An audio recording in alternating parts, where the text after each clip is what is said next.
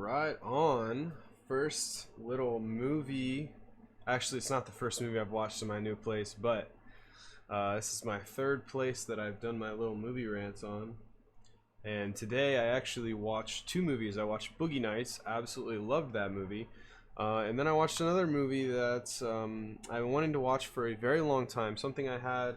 I opened up Shudder and I was gonna watch, something off my Shudder list that I have not tended to literally since the spring. I watched two movies the entire summer, and it was today, which is unbelievable to me. Kind of embarrassing, but yeah, I went on Shudder and I was like, oh fuck, The Cat's Eye. I know this movie. I've heard a lot about this movie. I love cats. I don't know where my cat is at, but I've got a cat. And I know for my attention deficit ass, I love anthology movies. They're fun. It's always nice to see like what kind of stories are going to play out in each movie, and if they're going to have some sort of connecting theme, or if they're going to bridge to each other, or how that's going to play out, or just in general, if you don't really like one of the stories, that within 15, 10, 20 minutes it's probably going to be done. So, and it's going to move along quickly, and you'll never know what you're going to get on the next one, right? And so going in, the only thing I knew is that it was a Stephen King story, and I also did know that one of the three stories was, I guess you could say, kind of critically acclaimed in a way, because I hadn't really heard much about the movie as a whole, other than the fact that it's Stephen King and it involves a cat that, sort of transitions the stories by it wandering around to different parts of like the country, I guess, and like neighborhoods and stuff like that, which I think is pretty cool, right? Because most anthology movies, they have some sort of wraparound, or they have some sort of like transition, right? Like if you think of a movie like Body Bags, you have John Carpenter being like the crypt keeper, right? You think of Creepshow, you have the like the animated comic book type shit, and then with this movie you have the cat who appears in all of the stories, which is awesome. He's adorable, he's badass, I love him, I want to adopt him. He reminds me of my cat. Yeah, I like cats, what can I say? And so I was like, yes, I gotta watch this movie, right? I just watched Boogie Nights, thought that movie was fantastic, wrote a nice review of that on Letterboxd, and I was like, fuck yeah, I got it. I'm in a movie watching mood. I just watched the first movie that I'd watched in a fucking long time. Let's watch another one. Cat's Eye, boom, known about this movie for forever, let's do it. We start off with the first story about my boy James Woods from Family Guy, ooh, piece of candy, shout out, stealing Peter Griffin's identity, who's just trying to quit smoking. And it kind of reminded me, the stories here, this one in particular, reminded me a bit of the Body Bag story, involving the guy who's desperate for his hair loss, right? Because this is a guy who is desperate for his ability to quit smoking cigarettes, and he goes in like an unconventional route, right? Because in Body Bags, there's the guy who wants to get his hair back, and he goes the unconventional route and ends up, kind of fucking him over because, he gets like parasites in his hair or whatever. There's no parasites per se with the cigarette smoking, but the corporation where it's like quit smoking Inc. or some shit like that, there's like this weird shit where like they monitor the fuck out of you if you try and sneak a cigarette. Then they'll like rape your wife, and they'll do all kinds of crazy shit. And like James Woods' performance, I will say, is pretty good, and damn, he was handsome back in the day. Not gonna lie, have not really seen any of James Woods' stuff. I really only know him from the Family Guy meme, and the reason why I think he is a Family Guy meme is because he actually voiced himself in both of the episodes he was in, which kudos to you, James Wood, but damn, you are a sharp-ass dude back in 1985. But I don't know, I wasn't really a big fan of this first story. Like I said, I thought James Woods had a pretty solid performance, and there were some kind of, somewhat on the edge moments, but was not a fan of the torture at which they gave to my boy the general, the kitty cat. But I thought it was kind of funny. The scene where his wife is like abducted and put in that room where she's like getting like the electroshock, whatever the hell. The cat runs out of the room, and the bodyguard of like the doctor, I think his name's like Tatatsi or some shit like that, or Patsy, some bullshit. The bodyguard's like fiddlesticks and like tries to go after the cat, and the doctor's like, what the fuck is wrong with you? Like, this guy's trying to kill me. But I don't know, I was not really a fan of the first story. I don't know, like, it's different, and I do always try and respect horror movies and just anthologies in general, where they go and try and do something different and try not to just execute somewhat of a basic story with a basic premise, like with supreme precision. And they just try and do something different and see if the audience will enjoy that, as a change of pace. I can appreciate that, but from an entertainment perspective and from a satisfaction perspective, I didn't really fuck with it, right? The first story, wasn't a big fan.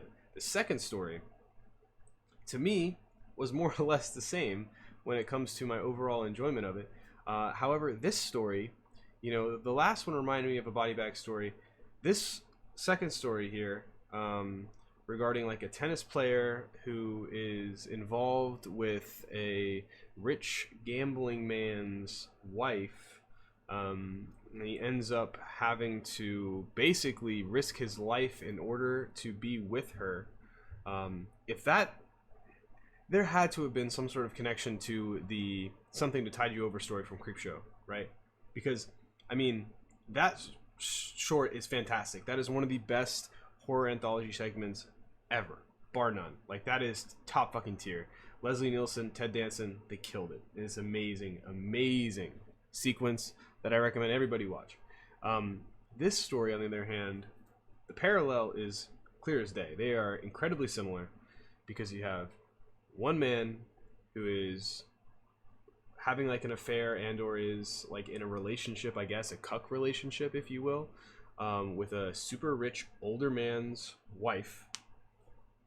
And that older man finds out about it and is like, I'm gonna put you to the test for trying to get with my wife. And the Something to Tide You Over is a lot more like, I don't know, it's just a fucked up crazy story.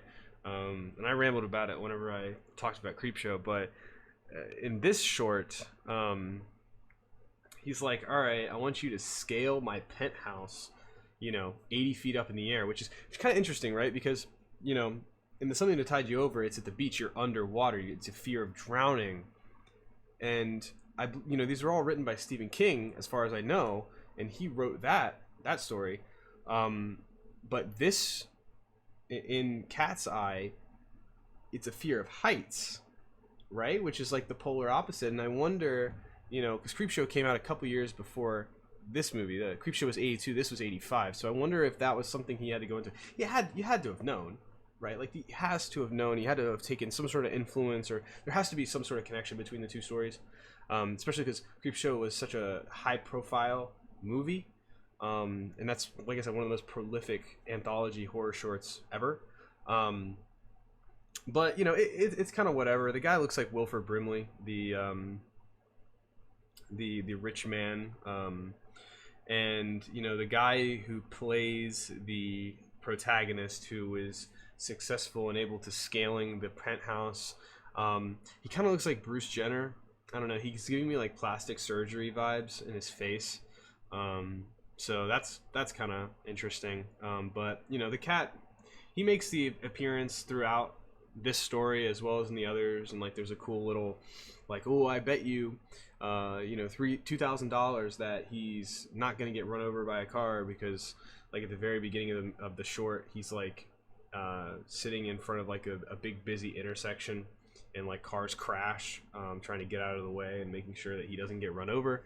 That's kind of cool. I will say I did like the second story more than the first story, although I wasn't a huge fan. Um, I thought it was kind of funny when our boy, and I forgot the names just because I wasn't super enthralled in it, but he's got the water hose and he like sprays him with it while he's freaking this. Think about this. He is like probably like 10 stories up, so he's 100 feet up in the air and he's scaling the outside perimeter. There's like he is like walking on like 5 inches of brick, just going around the penthouse. And this motherfucker just like leans over the balcony and sprays him with a fucking water hose. Like, what the fuck is wrong with you? Like, the dude is sadistic. He's crazy. Doesn't call himself a welcher, and then he ends up living up to his word, and gives him the money, but also with like her head or whatever. And then he gets ultimately he gets the revenge, which we like. I fuck with that. The ending of the first story is fucking weird. It doesn't really make sense. Like, I get it what it was going for, but I just didn't really fuck with it. But the ending of the second story at least was nice when it comes to the revenge aspect, but I didn't really enjoy the story that much as a whole. So going in, there's 3 stories in this movie, and it's 0 for 2. However, the third and final story, it's like you're going to a restaurant, and the appetizer isn't very good. The entree isn't very good. But then you get a dessert. It's like you go to the Cheesecake Factory and you get that piece of cheesecake, and that piece of cheesecake is the third story in this anthology. And man, whew, you've never been to a better cheesecake place than the Cheesecake Factory. You've never had a better piece of cheesecake than the third story of The Cat's Eye, the titular story, the story that is literally the cover of the movie. It's fantastic. It's amazing. I love it. It features the cat as the antagonist, as well as a young Drew Barrymore, who actually pops up several times throughout the movie. In the first story, I think she's also in the second story, but she plays a young girl who is basically being terrorized by this weird little fucking like gremlin type creature. He looks exactly like the fucking creature from Rumpelstiltskin, that stupid ass 90s horror movie. Like, he looks just like him, and I wonder if they took inspiration in the set design and the costume design for that movie from this, because they look eerily similar. But she's getting terrorized by this weird little monster, and our boy, his name is General. I love that name. It's perfect. He's badass, and I looked it up. There's an award called the Patsy Award, which is what they give to like animals who had like it's basically an Oscar but for animals, and I don't give a fuck what was and what wasn't puppets and or CGI. General deserves a goddamn Patsy.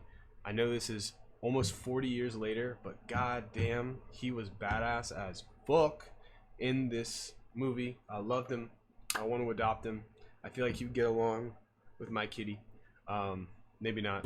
General was a badass. He beat the fuck out of that goddamn little gremlin thing. But yeah, no. So this third story, the creature itself, you got some cool little POV shots of it like scampering along, and it's like always muttering and like speaking some gibberish and shit, and like I don't know if it's like a puppet or if it's like some sort of animatronic, because it's in like a very bizarre state, because there are some sequences where it like walks on little Drew Barrymore's chest when she's sleeping and is trying to like suck her breath, and I honestly cannot tell if it is like a puppet or if it's like a CG, because there are some CG sequences throughout the movie, like for example at the end of the second movie when the guy is falling to his death, rest in peace. Not really, fuck that guy, Wilford Brimley looking motherfucker. I hate older rich men who have hot wives. It's stupid. I hate it. Anyway, I couldn't really tell if there's any CGI when it comes to the monster or the gremlin guy, but the battle is pretty dope. I will say, Drew Barrymore's mother is a bitch, constantly just not trying to be down with General, always pointing the finger, fucking traps him, takes him to the goddamn animal shelter, and of course General don't give a fuck. He busts out of there. How does he know how to get to their house again? I don't fucking know. He's just that badass. And while, you know, the final battle between the two, you know, is a little hokey when it comes to like the camera work and stuff, but I thought it was kind of funny. You know, you spin around the gremlin guy on the freaking record machine or the record player, and then he freaking falls and gets shook to death by the fan. Shout out to the dad also, because it's usually the other way around. This story is unique because the father is the one who's like, you know, maybe your daughter's right. Maybe, you know, there is not the cat that's causing all of this damage and killing your fucking bird. Maybe your daughter's onto something. Instead, it's the mother who's like, get this cat out of here, blah, blah, blah. You know, I want to get rid of it. We're going to euthanize it, take it to the shelter, blah, blah, blah, blah, blah. I don't want you to have this kitty cat, yada, yada, yada. Anyway, yeah, the third story, I love it. It is definitely in my top, you know, few favorite horror anthology segments. It's a happy ending, literally. Like, you know, the last shot of this movie is General the kitty cat licking Drew Barrymore as she wakes up. And I mean, if that's not cute and satisfying and heartwarming, I don't know what the fuck is. But yeah, this movie, it's kind of interesting though. As I said, as I described it, it's like going to it's like going somewhere and you're excited to eat, and the appetizer isn't very good. The entree is just okay, but damn, that dessert is fucking amazing, and it makes the trip. It's like going to the Cheesecake Factory. You go to the Cheesecake Factory for cheesecake. You watch The Cat's Eye for the cat, right? The appetizer at the Cheesecake Factory and the entree at the Cheesecake Factory, not great. But the cheesecake, the finale, in general, is amazing. It's amazing, and it makes the trip, it makes the movie worth going to. It makes the Cheesecake Factory trip worth going to, and it makes the movie watching experience worth watching. You know, that being said, straight up, 1 out of the 3 stories are worth watching, are good, are ones that I would want to watch again. That's not great. With that said though, I didn't have a problem with the second one. I just didn't like it. The first one I really could do without. But I do like the beginning is cool with the nods to Christine and Cujo, and just in general the cat kind of being around and involved in all of the stories is pretty cool. It's pretty unique. I kind of like that about this anthology movie. And just in general, I thought it was really unique. And I love that last story, man. It is one of those situations where, you know, a lot of times when you're looking at and rating anthology movies, you look at, okay, well, there's 5 stories in this one, only 3 of them are all that good, 2 of them are not very good. We'll give it 3 out of 5. But, you know, I'm not going to say that this movie is a 2 out of 5 or a 1 out of 5, because only one of the stories is good. I'm going to give it like a 3 out of 5, because in totality, the last story makes up with and gets the rest of the not so great, kind of average mediocrity of the first 2 stories over the hump. And yeah, I recommend it. Now, I will say I am pretty biased. I love me some kitty cats. You know, shout out to Future, having fun with that. But nonetheless, I thought it was fun. Drew Barrymore was cool. The kitty cat general was cute, and James Woods is a surprisingly handsome fellow in the year 1985. One thing I will say though, that maybe docks it. Maybe I was going to give it a 3.5, but the Police Every Breath You Take cover is absolutely terrible. Whoever was responsible for producing that, recording that, putting that in the film, you ought to be ashamed.